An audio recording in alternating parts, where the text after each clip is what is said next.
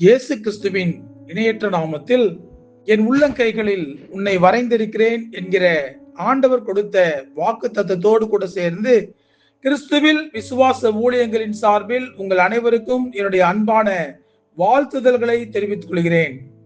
இன்றைய நாளுக்கான golden apple சங்கீதங்களின் புஸ்தகம் 66 சங்கீதம் 19 வசனம். மெய்யாய் தேவன் எனக்கு செவி கொடுத்தார், என் ஜெபத்தின் சத்தத்தை கேட்டார். இந்த செய்தியின் தலைப்பு, நம் ஜெபத்துக்கு ஆண்டவர் செவி கொடுக்கிறாரா? நம்முடைய பிரச்சனைகள் முடிவுக்கே வராத போது, நம்முடைய வியாதிக்கு சுகமே கிடைக்காத போது, எவ்வளவு ஜெபித்தாலும் நம்முடைய குடும்பத்தில் ஒரு சமாதானமே கிடைக்காத போது நம் மனதில் தோன்றுகிற எண்ணம் என்ன தெரியுமா? நாம் ஜெபிக்கிற ஜெபத்தின் சத்தம் ஆண்டவருக்கு கேட்கிறதா கேட்கவில்லையா என்கிற சந்தேகமே வந்து விடுகிறது. சந்தேகம் வந்தவுடன் பலர் ஜெபிப்பதையே நிறுத்தி விடுகிறார்கள். ஜெபிக்கும் போது எனக்கு வார்த்தைகளே வரவில்லை என்று சொல்லுகிறார்கள். ஆனால் உண்மையில் நம்முடைய ஜெபத்தின் சத்தம் கேட்காத அளவு ஆண்டவருடைய செவி மந்தமாகவில்லை. நம்முடைய ஜெபத்தின் சத்தம் அவருக்கு கேட்கவே செய்கிறது. ஆனால் பதில் கிடைப்பது ஏன் தாமதமாகிறது என்பதை தான் நாம் யோசித்து பார்க்க வேண்டும். ஒரே ஒரு விஷயம்தான் காரணம். ஆண்டவரை நோக்கி எப்பொழுதும் நாம் விசுவாசத்தோடு ஜெபிப்பதில்லை. அதாவது நம்முடைய ஜெபத்தில் தொடர்ச்சி இல்லை. காலதாமதம் ஆகும்போது சோர்ந்து போய் ஜெபத்தை நிறுத்தி விடுகிறோம். நம்முடைய ஜெபம் ஆண்டவரை நோக்கி சேரும்படியாக அவருடைய கவனத்தை நம் மீது திருப்பும் வண்ணமாக அமைய வேண்டும்.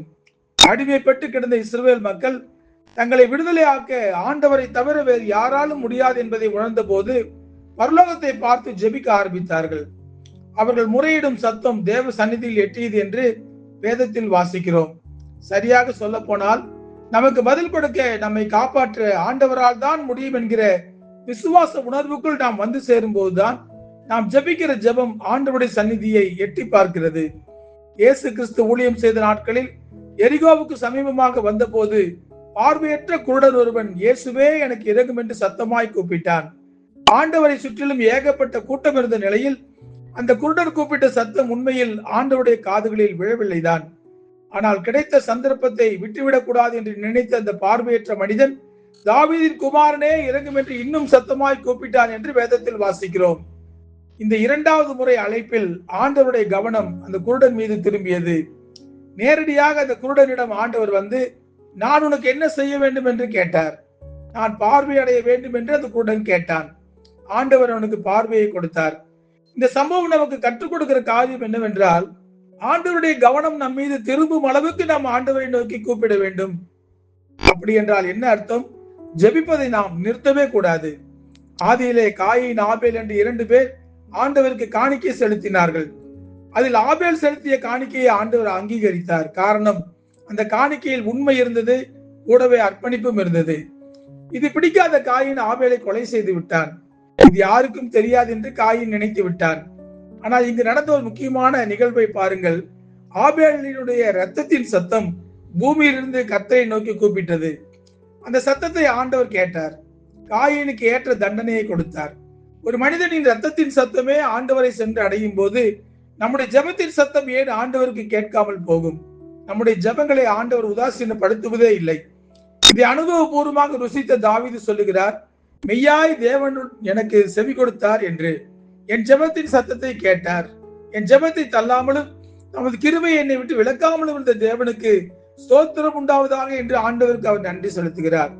நாம் ஜெபிக்கும் போது நம்முடைய ஜெபத்தின் சத்தம் ஆண்டவருக்கு கேட்பதில்லை என்று ஒரு நாளும் நாம் சந்தேகப்படவே கூடாது. வனாந்தரத்திலே ஆகாருடைய குழந்தையின் சத்தத்துக்கே பதில் கொடுத்த ஆண்டவர் நம்முடைய ஜெபத்தின் சத்தத்துக்கும் கண்டிப்பாக பதில் கொடுப்பார். ஆகவே நேரம் காலம் பார்க்காமல் சமயம் கிடைக்கும் போதெல்லாம் தானியேலை போல ஆண்டவரை நோக்கி ஜெபித்துக் கொண்டே இருங்கள். நம்முடைய ஜெபத்தின் சத்தம் பரலோகத்தை நோக்கி எட்டியதை ஆண்டவர் நமக்கு கொடுக்கிற பதில்கள் மூலம் நாம் தெரிந்து கொள்ளலாம். ஜெபிப்போமா?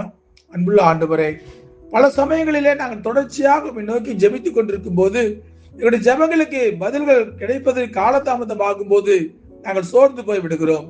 ஆனால் எங்களுடைய ஜெபத்தின் சத்தம் உடைய சந்நிதியிலே வந்து எட்டுகிறது என்பதை நாம் உணர்ந்து கொள்ள தவறி விடுகிறோம்.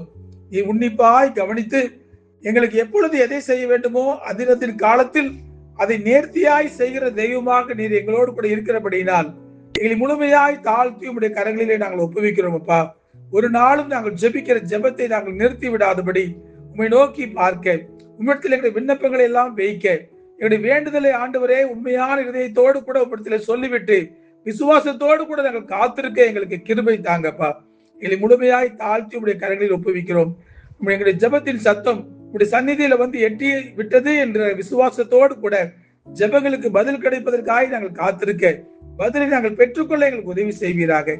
இயேசு கிறிஸ்து என்கிற வல்லமையுள்ள நாமத்திலே ஜெபிக்கிறோம் நல்ல பிதாவே. ஆமேன், ஆமேன்.